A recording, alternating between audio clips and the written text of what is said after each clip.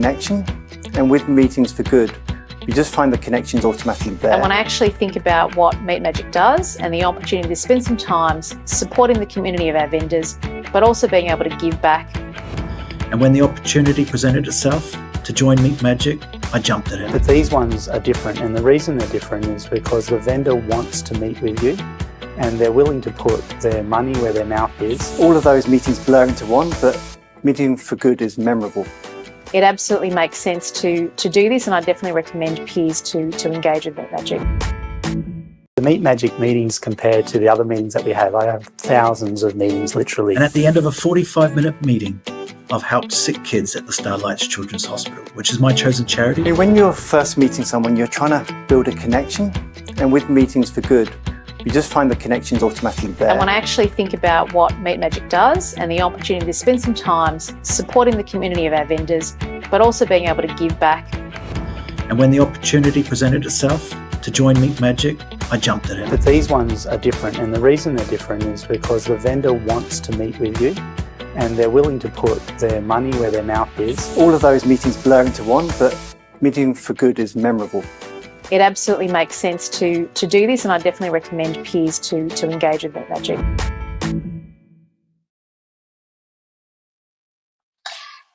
Well, good morning, everybody. As you can see, it's still a little bit dark where I am.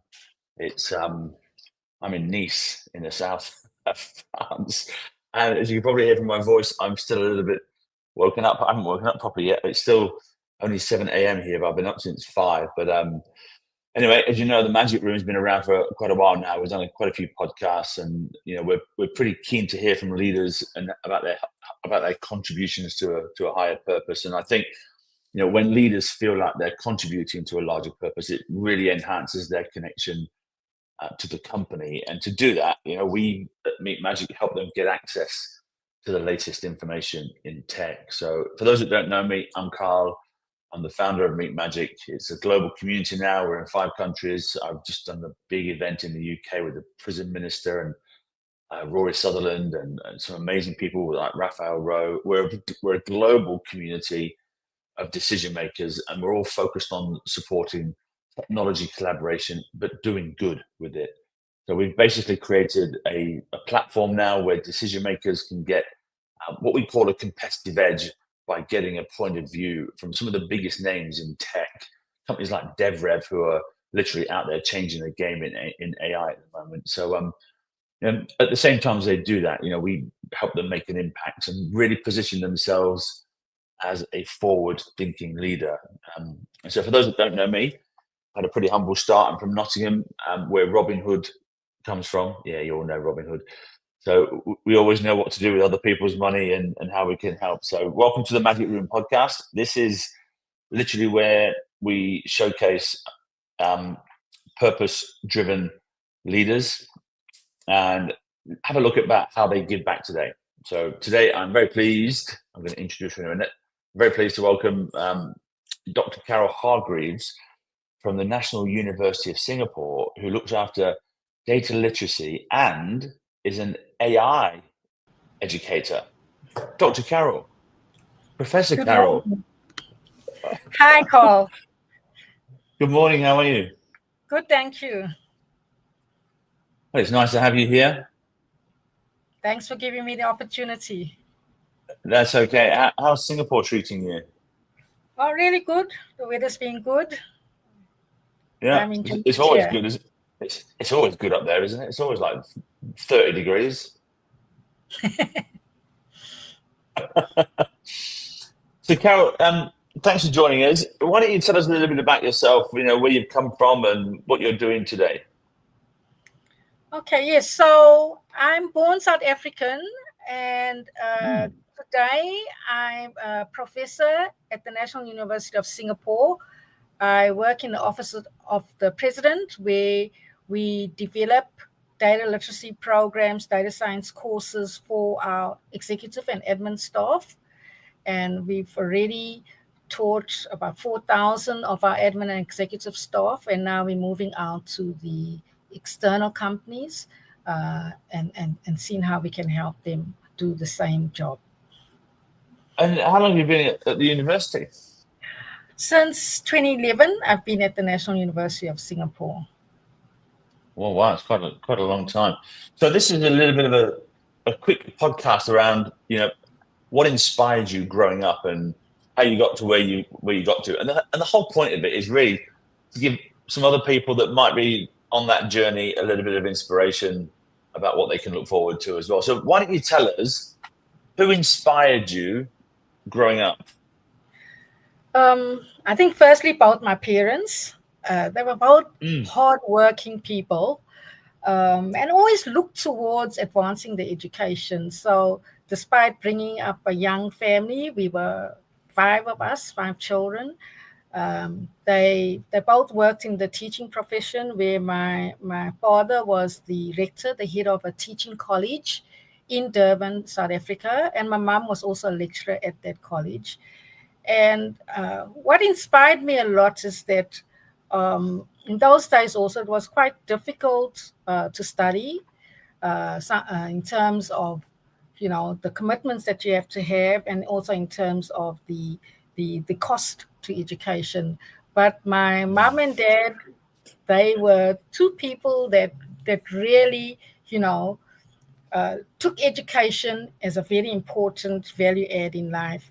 And both of them, even though they had children, they would sort us out after school, after their teaching, come back, and then, in the evenings, burn the midnight oil and do their assignments and, learn for the assessments. So I think that was where I could see the demonstration, where they showed me what it takes, to be focused and disciplined.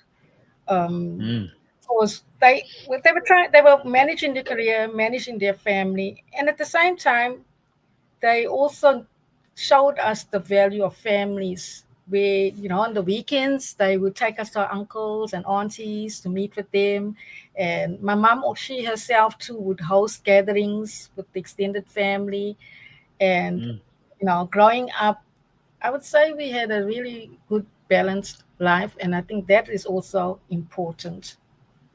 We've got to really say thank you to our parents, haven't we? I think back in the days when there was no internet and there was nothing around, it was just our parents that were inspiring us totally.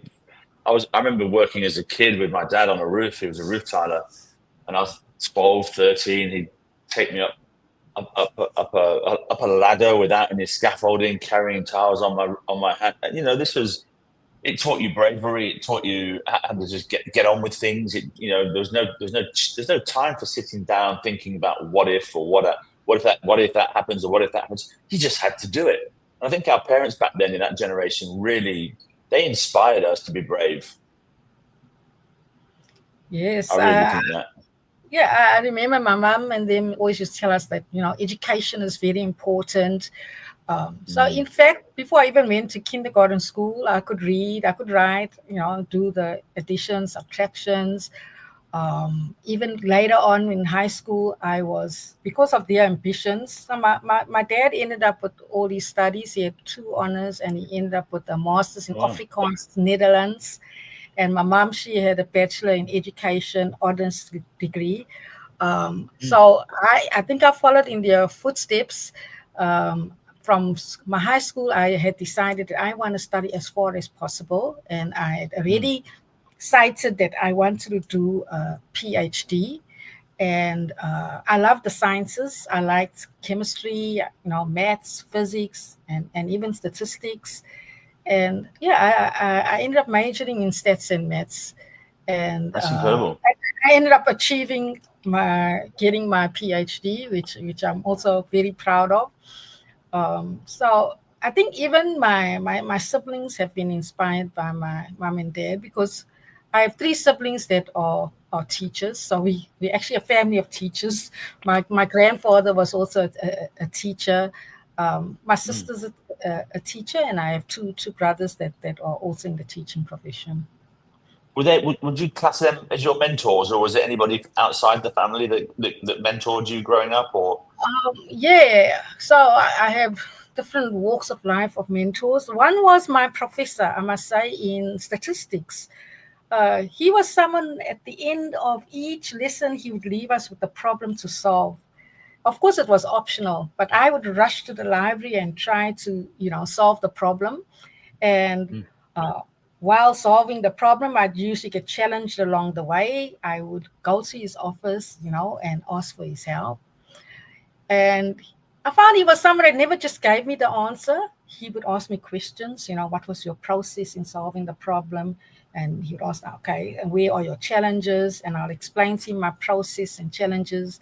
And then he would place questions that were quite, important in helping me to solve the problem. But he won't give me the answer.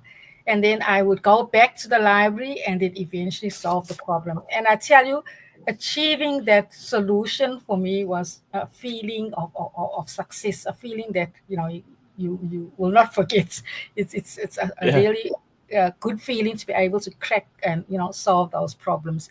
So I would say my Professor Collins was very inspirational. He taught me how to be passionate about statistics, how to be curious, ask the right questions, and how to do critical thinking. What if this happens? But why not that? This could have happened. And in that process, I'm now today able to solve problems creatively using the critical thinking and the curiosity at the same time. It's really interesting, this whole analytics and data space, and I'd love to get into it a bit more with you one day. But I remember our chief evangelist, Rory Sutherland, he would always say it's important to remember that big data all comes from the same place, the past. And he says something like, a new campaign style or a single rogue variable or a black swan event can throw all those calibrated models into chaos. Data, how would you see that? Yes, a lot of people don't really quite get it. They're very happy to have data, but to me, data is meaningless without making sense of the data. And certainly, when you have data that is of good quality, right, not biased, quite complete, it can really tell a story and help you to ensure that your decision making is practical and not gut feel. And from a young age, that was my quest, because I had learned all the statistical techniques, and I always wondered, do these techniques work? So my first career was actually a lecturer, because I had done well in my studies, and then I was offered a position. But I still on the side, I wanted to actually see these techniques in practice. I used to do small consulting as well. And then eventually, when I moved to Australia, I decided, no, I'm going into industry to actually see whether these techniques work. And yes, they certainly do work. Those predictions are not magic. If well constructed with the relevant data as inputs into the model, these decisions that you make, or we call data-driven decisions, informed decisions, and they help you to be more efficient in your decision making, and at the same, because you can actually be proactive because you know what's coming up. You either know your sales are going to be down or up, for example, and if they're going to be down, you can actually run some campaigns and see how you can boost it, meet your KPI, sales KPI for that week. And yes, data is certainly something that we advocate that is a must, and every company has data. So it's all about ensuring that the employees are also equipped to use these new methods so that they can make their predictions or analyze the data to make informed decisions. Do you think that averages encourage you to focus on the middle of the market, but innovation actually happens at the ends? Is that a strange question to ask? Yeah, averages can be very misleading, if I must also add that. For me, an average on its own means nothing. I always need to understand the standard deviation, the variability around an average, right? You can have two averages, one can be 10, another one can be 10, but one standard deviation could be 5, so that means the data lies between 5 and 15. Another another subject, maybe the average is 10, but actually you find the standard deviations 10, so the range of data is 0 to 20. So, averages don't quite make sense. So I don't believe that people should focus on averages. If they want to, then they really have to ask the questions, what is the standard deviation? What is the variability around that central point? Otherwise, they can, make some bad decisions. I think evolved human instinct may be much better at statistics than modern economists. That's my gut feeling. But what was your single most challenging thing on the journey getting into data and AI? Was it something that stood out to you that was really difficult and challenging when you broke into it? Yes. So when I got my master's, for example, in data, right, and data science, and that time it was still called statistics, odd programming. This is in 1992. Odd programming, and your Python programming, all the latest technology was not out yet. So certainly one of the challenges for me was to keep up to date and continuously learn. When it comes to AI and data science, we need to always keep up to date to be relevant in the market. And so I continuously learned. I always updated myself in terms of the programming, types of programming that was out there. I also found that, especially in those days, when you had a bug, right, your algorithm just would not work. That was a challenge. And even sometimes your data set that you had just did not make sense. That was also another challenge, and so on. There were many challenges. And I remember some nights, it took me like almost the whole night, late nights, trying to debug code, try to understand why is the code not running completely. And I think that is a challenge in itself because it comes with experience. I used to first be frustrated because it would take me so long to debug, and why is my code having these bugs? But then I realized that it's part of data science. It's part of a data scientist's role. It's expected that we will have these bugs in our coding, and it's through debugging these codings we are able to learn. And then, of course, because I also teach, I'm able to also help those who have similar bugs. It's good that I have the bugs so that when my students have the bugs, I'm able to help them in fixing it. And so yes, one of the challenges is, being able to make sense of data and getting your algorithms running. They won't always run. And so, because sometimes your data also is not the right structure, or there's sometimes some unknown quality issue. So fortunately today we have tools and more advanced technology that can actually assist us in debugging our code also. So your tools like your Gen AI tools like ChatGPT, so on today is very useful in helping to debug our code. So very quickly I can fix the code.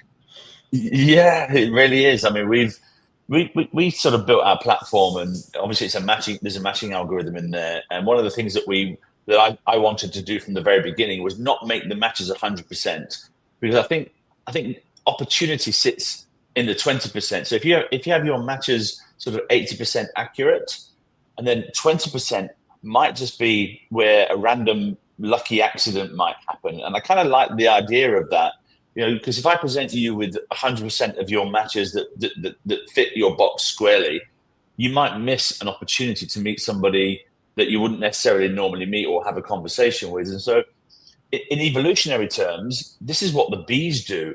So in the bee world, the queen bee does a wiggle dance and she flies off over there, and 80% of the bees follow her.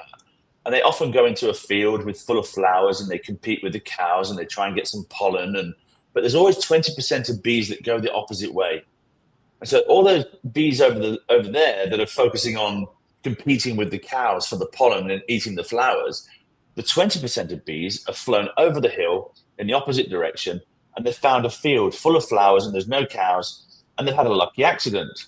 And so they're able to get more pollen than the others. So this is, I think, in the algorithm world, this is very similar to what we do. Rather than having it 100% set, have it 80% set and allow that 20% for some variability or for some.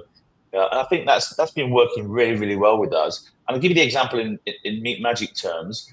It might be that a salesperson says, I only want to talk to heads of technology. But in actual fact, in that particular company, we've got the head of product. And they go and have a conversation with the head of product, and they discover that it's actually a much more powerful conversation because they've learned a lot more. So that lucky accident really becomes, I think, the value of that variability, if that makes sense. Yes, that does make sense. I also find Yeah. with teams, just having data scientists, for example, in a team, doesn't work as effectively if you have more diversity in your team. Cross-functional teams. That's where the opportunities lie, because they think differently, they have different experiences, and in that sharing comes the solution, the create innovative solution. So even when we teach, because we have a lot of project work, we ensure that the groups are not all from the same unit, for example. We make sure that they're from different units, different backgrounds, and some don't understand it, but we actually see it in the innovation of the projects, and even in the feedback, how they say, oh, I learned so much about my colleague and what their job is, and the challenges they have, and I'm happy to have had the opportunity to participate in building up that solution. So yes, there's always opportunity, not all the same. Absolutely. I think Rory said a quote once. What was it? He said, the number of people who think they understand statistics dangerously dwarfs those who actually do. And I think he said that maths can cause fundamental problems when badly used, which I thought was a great phrase. But what sort of advice would you give to your younger self, or anyone that's stepping into the AI or the data space now? They're just starting out. I mean, you must see them all the time in the uni. Yes, so certainly, if I also look back on my post, I would definitely also tell younger leaders interested in AI, continuous learning is a must, because the technology is evolving so rapidly, and if you don't continuously learn, you will be left behind. So that's number one. Number two, I would say, to continuously learn, I would say lean onto the doing. So lean onto practical aspects. I would say join the hackathons, right? So you would learn in that hackathon in a short space of time. You develop usually an innovative solution. Work on projects also that interest you. There's lots of opportunities these days to work on projects. Besides hackathons, many online courses have projects, have group work. And probably within your institution, your organization, there are opportunities to work on projects. So that is where you can actually see what you've learned, the theory, taking it and applying it to workplace problems. I think there's a lot of value there, because these are real problems. So always try and work with real problems. While there are open data sets, open source data sets, or, online, for me, working with real world data sets on a problem that that will be solved and implemented is of really good value. And that's how you can become a leader, because you can be recognized, if you're part of a hackathon group and your project solution is chosen, and then you become recognized. You do some course, and the problem and project that you work on has a really good solution. You can also get some recognition in that way. So start small by working on these small projects, and then work yourself up. But also keeping in mind that while working on these projects, to be curious. I always say you need to be curious. You need to critical think as you're working in your group. Ask a lot of questions around the data. Ask a lot of questions around the results. And most importantly, I would say is, many new data scientists, young data scientists, focus on the code. They focus on knowing the code. Yes, that is good. But I think more important is communication. How do you communicate what is the problem? How do you communicate what is your solution? So it's no use being able to program and you can't explain to whether it's your manager or C-suite, the solution to the problem. And I think often in the academia, maybe, the theoretical part is done really well, but not balanced well with the giving the student the opportunity to learn how to be curious, to critical think, and to communicate the solution well. Have you come across Annie Liao, the founder of Build Club, yet? No.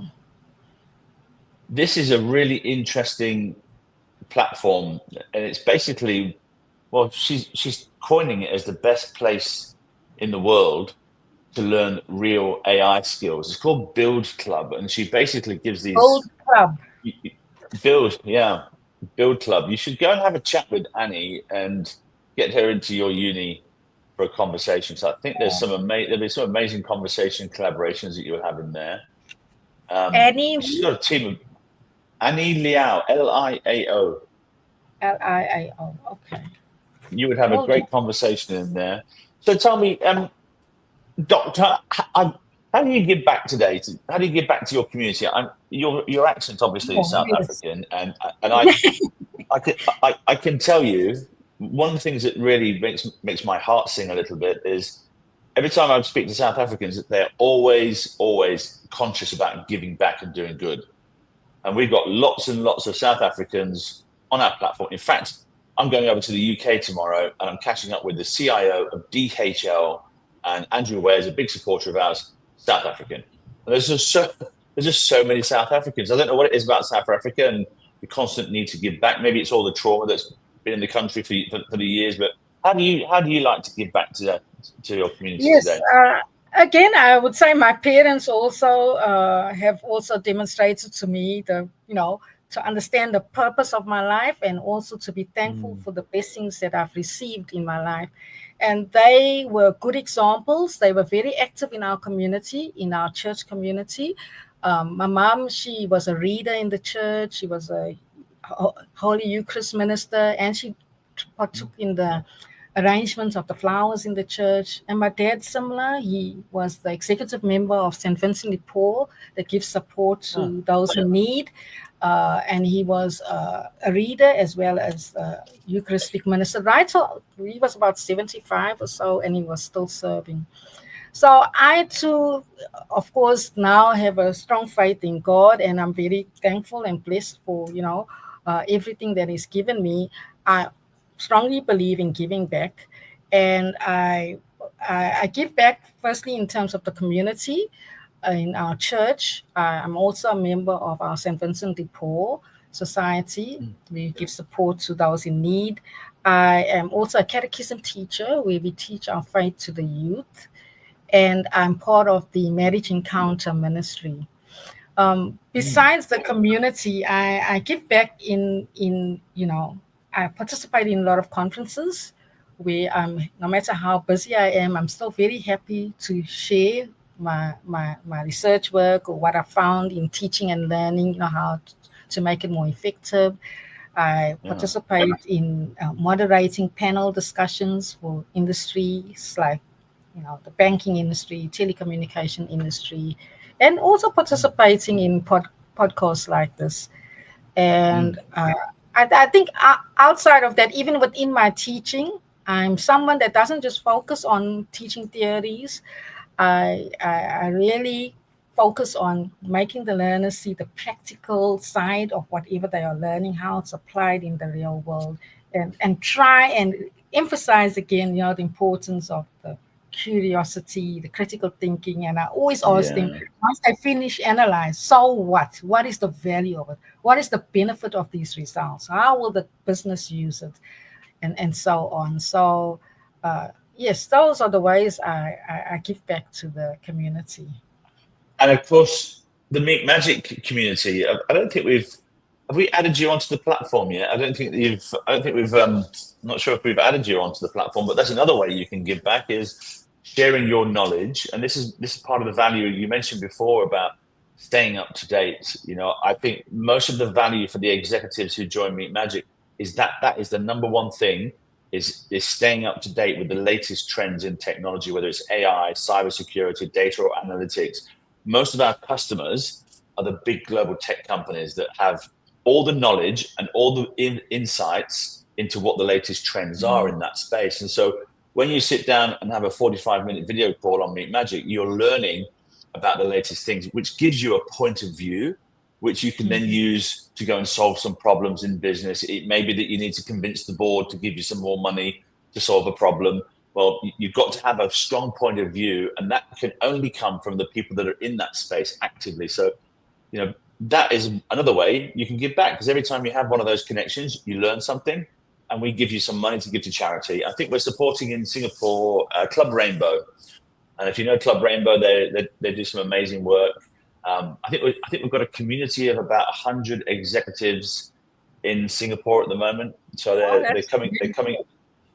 Yeah, and they come from the UOB, DBS, the foreign banks like Deutsche Bank and Standard Charter, and I think even Abu Bakar, who's the chairman of the SMRT, has had a couple of meetings through the platform. So we're sort of getting fairly well connected. In fact, I must say a big thank you to Aditya, who is the CEO of Maybank Securities, and he gave us his office to have a party there a couple of months ago. Oh, that sounds lovely.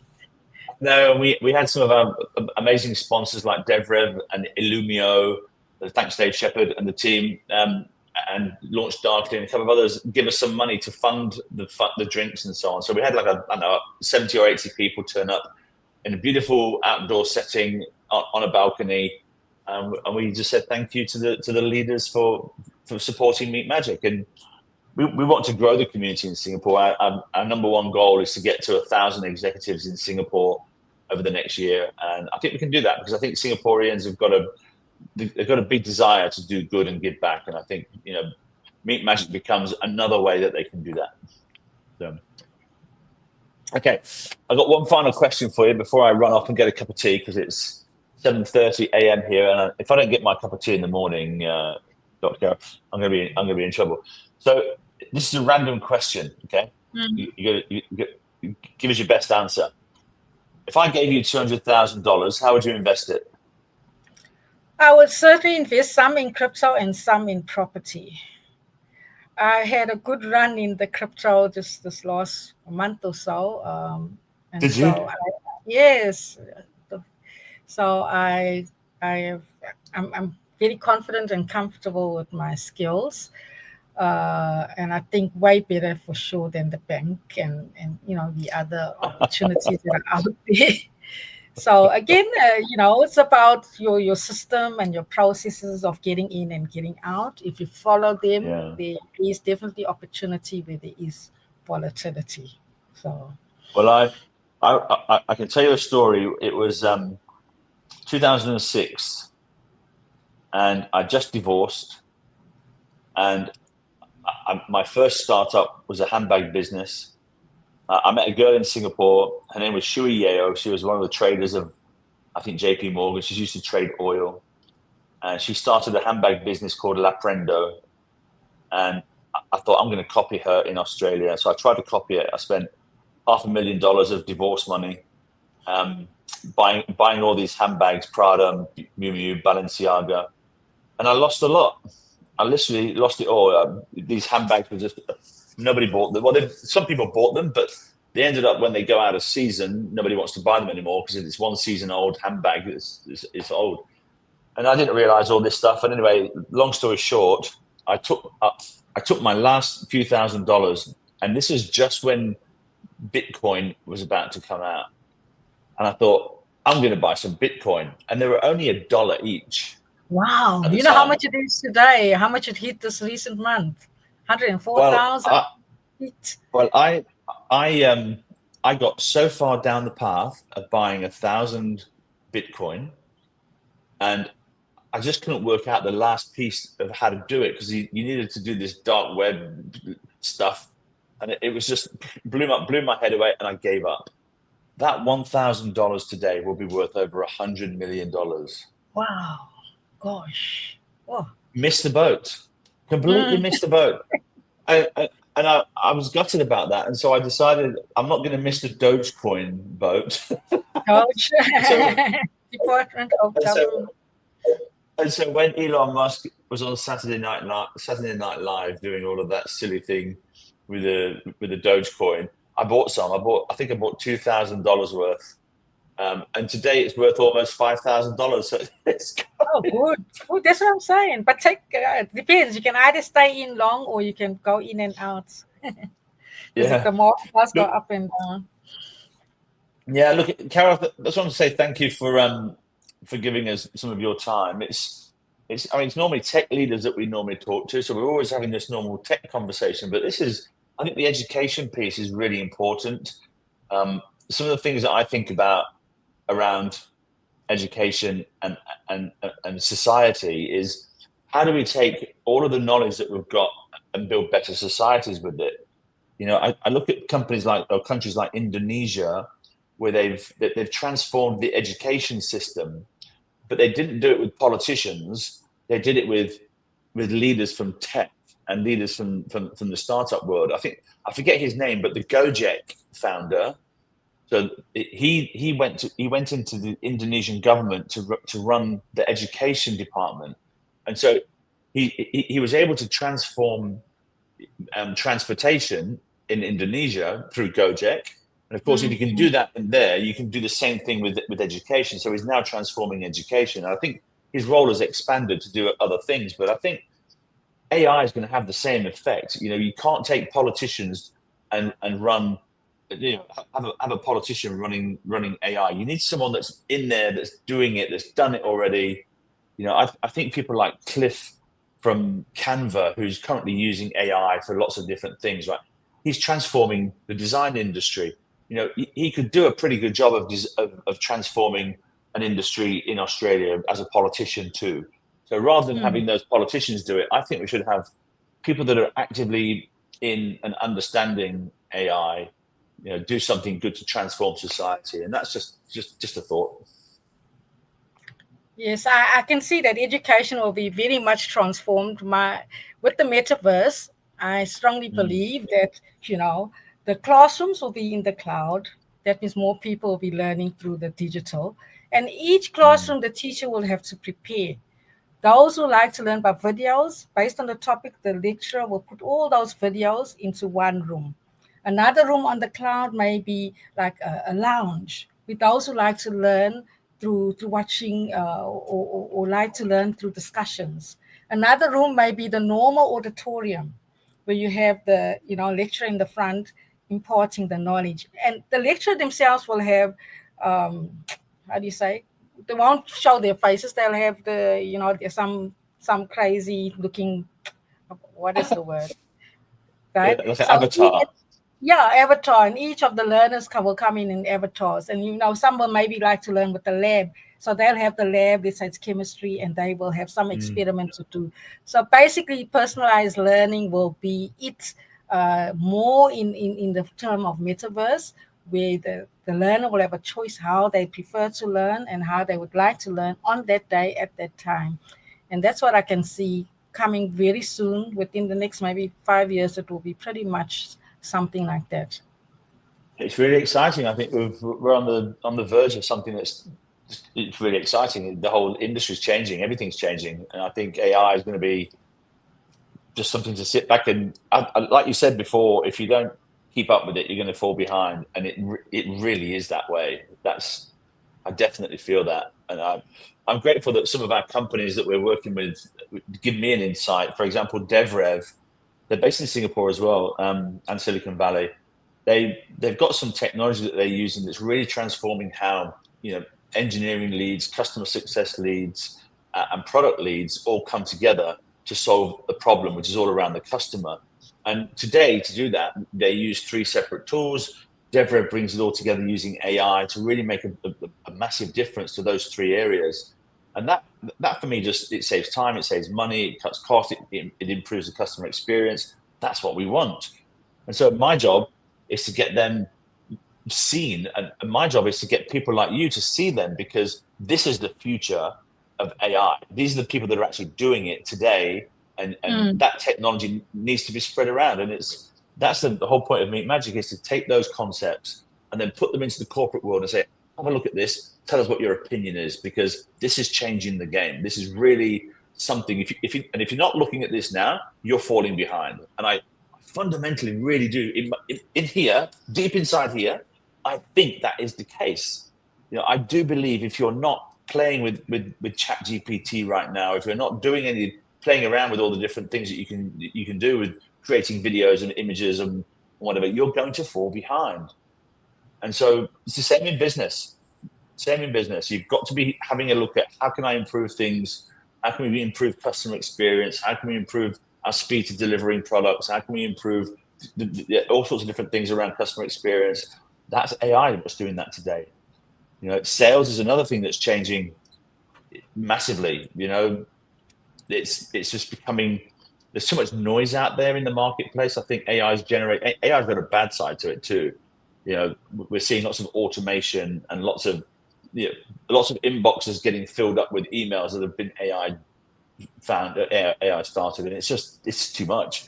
So there needs to be a filter to get through all of that noise, because you miss things. It's like anything else. If you've got 50,000 things coming at you, you're going to miss them. And so I think we've got a lot to do with AI, some good, some bad. But I think one thing for sure, I am sick to death of seeing emails that say, "Hi, Carl, I hope you are well," because I just know it's been written by AI. I think like Rory, we need to start putting some swear words in emails just so we know it's not being written by AI. Just a little bit of profanity, just a little swear word. "Hi, Carol, bloody great to see you." You know it's not. It's not AI that's wrote that. Carol, it's lovely to chat with you. Thanks for giving us some time. Yeah, I'm going to head off, get a cup of tea. Yes.